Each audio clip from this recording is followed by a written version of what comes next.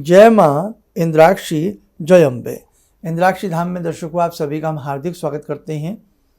आइए इस अंक में हम बात करते हैं 2 और 3 अक्टूबर की मध्य रात्रि में पड़ने वाले सूर्य ग्रहण के बारे में। जी हाँ, अब आप कहेंगे मध्य रात्रि और सूर्य ग्रहण, सारी जानकारी इस अंक में आपको मिलने वाली है। तो सबसे पहले तो आप इस बात को दिमाग से बिल्कुल निकाल दें कि ये ग्रहण भारत में दिखाई होगा। ये ग्रहण भारत में दृश्यमान नहीं होगा और ये ग्रहण बाहर के देशों में दृश्यमान हो रहा है। कहाँ कहाँ हो रहा है सभी पढ़ पाना तो मुश्किल है। आपको मैं 2, 4, 5 देशों के नाम बता देता हूँ, आप एक बार उस पर देख लीजिएगा और फिर सारी जानकारी इस ग्रहण के बारे में हम आपको बहुत अच्छे से समझाने वाले हैं। जी, यह ग्रहण कंकण आकृति रूप में दक्षिणी उत्तरी अमेरिका, पैसिफिक, अटलांटिक और अंटार्कटिक सागर में दिखाई देगा और उसके आसपास भी कहीं ये ग्रहण अपनी स्थिति दिखा सकता है। खगोलीय घटना है, लेकिन ये खगोलीय घटना भारत में दृश्यमान नहीं है।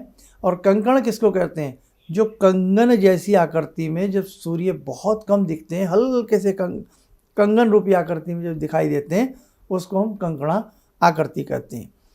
लेकिन यहाँ किस राशि को ये ग्रहण मालामाल करेगा, किस राशि को कंगाल करेगा, ये सब फिजूल की बातें हैं। अक्सर हमें ऐसी बातों में घेर लिया जाता है कि इस ग्रहण का असर इस राशि को मालामाल कर देगा, इसको कंगाल कर देगा। तो बेटा, इस प्रकार की बेकार की बातों में आप ना फंसें। ग्रहण कोई नई बात नहीं है। हर वर्ष 4, 5, 3 ग्रहण हर वर्ष पड़ते हैं, समझ गए आप। और बाकी तो धनवान बनना, बलवान बनना, ये हमारे अपने कर्मों के ऊपर आधारित होता है। ये खगोलीय घटना है। सिर्फ धर्मशास्त्रों में इतना है कि जब ग्रहण पड़े तो कुछ सावधानियां हमें रखनी चाहिए। जब ग्रहण पड़े तो हमें कुछ भक्ति मार्ग का रास्ता देखना चाहिए, अर्थात उस ग्रहण के पीरियड में हमें अच्छे से अपनी साधनाओं को बढ़ा देना चाहिए। ग्रहण काल में की गई साधनाएं बहुत अत्यधिक फल देने वाली होती हैं। ग्रहण काल में की गया जप तप अत्यधिक पुण्य को प्रदान करने वाला माना गया है। इसलिए आप हमेशा ध्यान रखना, जो ग्रहण भारत में दृश्यमान हों उन ग्रहणों में आप जितना जप तप करेंगे आपको लाभ मिलेगा। अब मुद्दे पर आते हैं, काम की बात पर। भारत में ये कंकणा आकृति रूपी सूर्य ग्रहण कहीं भी दिखाई नहीं देगा, अर्थात भारत में सूतक, स्पर्श, मोक्ष मान्य नहीं है। जो प्रेग्नेंट महिलाएं हैं उन्हें किसी प्रकार के कोई ऐसे बंदिश की आवश्यकता नहीं है कि भाई कोई परहेज रखें या नींद ना लें, ना सोएं। तो बेटा, ऐसा कोई भी डर नहीं है। आप बस भगवान का नाम ध्यान करके अपना अच्छे से शयन करें। और अब ये 2 और 3 अक्टूबर बोला जा रहा है, तो 2-3 अक्टूबर अब सूर्य ग्रहण है। सूर्य ग्रहण तो दिन में होगा, लेकिन ये 2-3 अक्टूबर कैसे आ रहा है? ये इसलिए आ रहा है, बाहर के देशों के हिसाब से तो यहाँ रात हो जाती है ना, समझते हैं इस बात को। और ये रात्रि में करीब करीब, अगर भारत का समय हम उस वहाँ के समय को भारत के समय से हम कैलकुलेट करें तो करीब रात्रि के 9:15 बजे से लेकर के भोर के 3:15 बजे तक ये ग्रहण रहेगा। और उस समय तो हम लोगों के नींद का समय होता है और सूर्य उस समय दिखते भी नहीं हैं। और ऊपर से हम आपको बता ही रहे हैं कि भारत में ये ग्रहण कहीं पर भी दृश्यमान नहीं है। किसी राशि के ऊपर इस ग्रहण का कोई प्रभाव नहीं आएगा और किसी भी प्रकार के आपको इस ग्रहण में उपाय करने की आवश्यकता नहीं है। इसी के साथ साथ ग्रहण को लेकर के कोई चिंता करने की बात, कोई घबराने की बात बेटे आपको कदापि नहीं है।